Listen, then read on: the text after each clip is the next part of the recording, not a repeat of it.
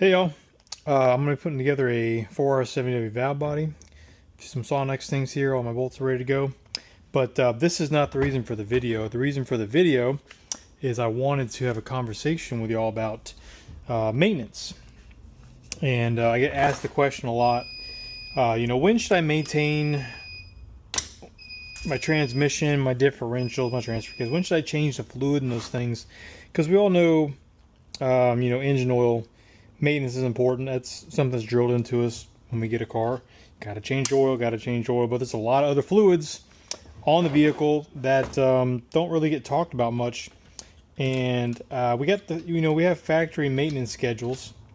And I don't know about you, but some of these maintenance schedules the factory gives out here lately on some of these vehicles, I don't quite agree with. I feel like they're a little bit too spaced out, too many miles to be going without changing fluid. I think some of the late model, the 10 speed stuff, I want to say, I haven't looked here recently, but I want to say I had a conversation with the client who said it was like 150,000 miles, the service interval.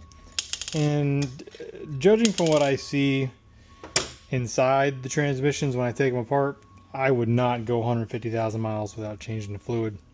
And some other ones are crazy. You get, sometimes you get 60 or 70,000 miles, which on the low end, and sometimes you'll get 100, 150, 120. Sometimes lifetime. I've seen, some of the import stuff, BMWs, we'll call it lifetime fluid. And I don't agree with that. I don't feel like the fluid should be in there for that long of a time. And you got to think about what's their definition of a lifetime. I mean, honestly, their definition of lifetime is probably when the transmission fails. So whenever it fails, that was the lifetime. Does that sound reasonable to you? Personally, I'd rather do some maintenance on it and try and make it last longer. At least do my best. Things can happen. We're not in a perfect world here, so I mean, you can have failures and things. Even if you maintain the vehicle, you could possibly still have a failure. Unfortunately, that's just the way things are.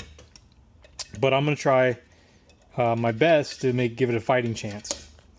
And I guess the second thing is cost. That is, I think, the number one issue why vehicles don't get maintained properly is because of the cost. I mean, I get it. It can be expensive, repair a vehicle, let alone maintain it. And my philosophy is get it maintained, change the fluids in there, get things maintained, and think about we try to think about cost effectiveness of what it's going to take to get it done. I'm kind of on the mind of keeping it cheap just to make sure it's done. And so, you look at the factory service and what you should do, they say, change the filter, change the fluid. I might catch some heat for this, but on your transmission wise, I don't see a reason to be changing your filter just willy-nilly. It doesn't serve any real benefit. I mean, if you think about it, most of your front-wheel drive vehicles, which is like 90% of the cars on the road, have internal filters that you can't change. No matter how many times you change the fluid, unless you take the transmission out of the vehicle and tear it apart, you cannot get to the main filter. So why is it so important on rear-wheel drive vehicles or ones that have serviceable filters to change them? You're just adding to the cost. And if the vehicle is in good working condition, the transmission's in good working shape, there's nothing wrong with it. This is what I'm saying, is nothing's wrong with it. You strictly want to do a good fluid change on it to maintain it. You really have no reason to be changing the filter. And that's kind of the philosophy we take here. It's like, let's just get the fluid changed. Get some new fluid in there to keep it fresh. And that way, what that also does is keep it cost effective. I mean, you're going to say that's not the right way to do it. Well, I mean, what's right? Getting some new fluid in there and keeping the fluid fresh and clean, or changing the filter fluid and everything, and doing the whole kit and caboodle. Because I mean, it gets expensive. I mean, you're looking at some of the BMWs. The filter's made into the pan assembly, so you have to change the pan, the entire pan, in order to change the filter. So why not just drain it, drain what you can out of it, and fill it back up with some fresh fluid, and just do that more often. That's a lot more cost effective than pulling the pan down, because a lot of these you got to pull the exhaust down to get the pan, and you're talking 2-3 hours of labor just to get the pan off the transmission and to change the filter. Whereas the drain and fill, you drain it out, you fill it up, that could be half an hour. So it's a lot less time involved in it and a lot less cost. That encourages people to maintain it more often, and then that could encourage the transmission to live longer. And if your transmission is living longer, that's a less cost you're going to need to spend on the vehicle, repairing or replacing that transmission. And it's not just the transmission, it's the differentials and transfer cases and things like that. And with your differentials, a lot of the newer ones, you can't pull the covers off without taking brackets and all kinds of things apart. So we just do drain and fills, just drain the fluid out and put new fluid in. Now, this is not the same if there's an issue. If you have a problem with the transmission or your transfer case or your differentials, just throwing some fluid in there is not the answer to it. This is strictly maintenance we're talking about. The point of maintenance is just to get some fresh fluid in there.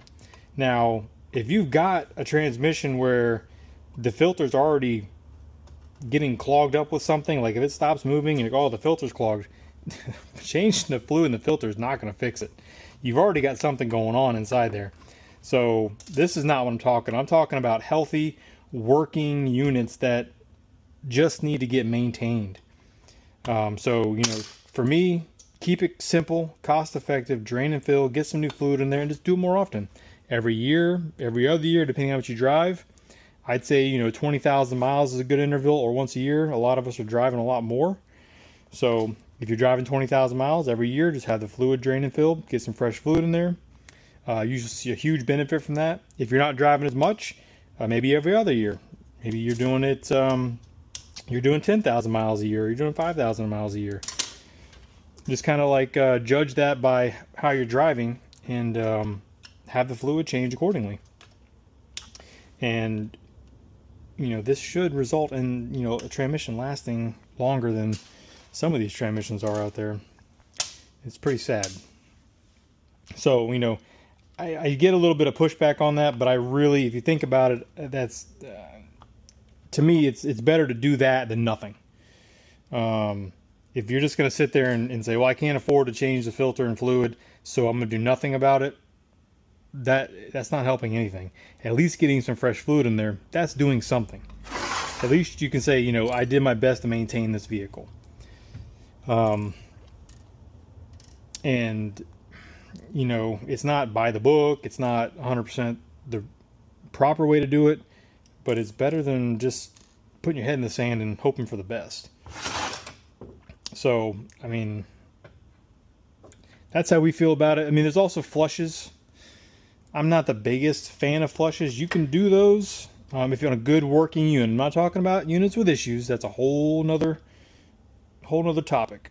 A flush, at a lower miles, you can start doing those. If you stick with them, and if you stick with the flushes, keep going with them. If you do them, start at 60,000 miles to get the fluid flushed, and you continue doing that through the life of the vehicle at the right intervals, no problem. It just gets a little bit, sketchier when you haven't done the flush and it's 100,000, 220,000 miles, and then you do a flush. It just gets a little bit squirrely because you got deposits, the buildup and things like that.